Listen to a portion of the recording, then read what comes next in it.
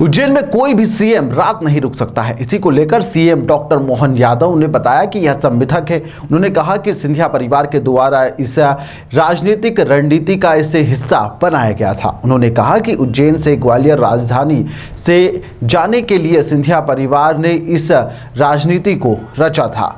वहीं पर क्या कुछ उन्होंने इस मिथक को लेकर कहा है, चलिए आपको सुनाते हैं। उदाहरण है, हम सबके लिए सौभाग्य की बात है और मुझे इस बात का आनंद है, जाने अनजाने पता नहीं हमारे अपने उज्जैन में कोई घटना हुई तो एक राजनीतिक घटना जरूर महाराज सिंधिया जी ने करी थी। बाबा है ना मौजूद? क्या थी बाबा पॉलिटिकल घटना? कि कोई कारण से राजधानी ले जाना थी यहाँ से ग्वालियर, तो ग्वालियर राजधानी ले जाने में इच्छा तो नहीं थी, लेकिन महाराज जी चले गए, शांत हो गए। दौलत राव जी सिंधिया साहब के समय 1812 में राजधानी गई, तो उनने क्या समीकरण बनाया?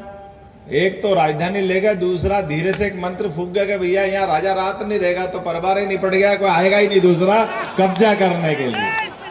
ये थी उनकी राजनीतिक रणनीति। अब राजनीतिक रणनीति के हिसाब से हमारे भी जाने अनजाने अपन भी कहते राजा रात नहीं देगा, राजा रात नहीं देगा। अरे राजा तो बाबा महाकाल है, हम तो सब बेटे हैं उनके, क्यों रात नहीं देंगे? बाबा महाकाल के बाल बच्चे हम हैं।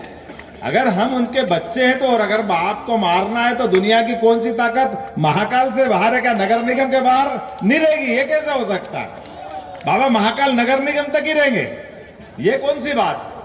ब्रह्मांड में कहां कोई बच सकता है? बाबा महाकाल ने अगर टेढ़ी निगाह कर ली तो बाबा तो जन्म देने वाले हैं, आशीर्वाद देने वाले हैं। इसलिए बाबा ने कहा डरो मत, तुम्हारे उज्जैन में ही दे देता हूं तो झंझट ही खत्म। हाँ नहीं काय का डर है यार? हमने कहा बाबा को ये लोगों का डर मिटाना है। अपन खुश है कि अपन लाए। उनने कहा लाए नहीं दादा, मैं तो तुमको दे रहा हूं।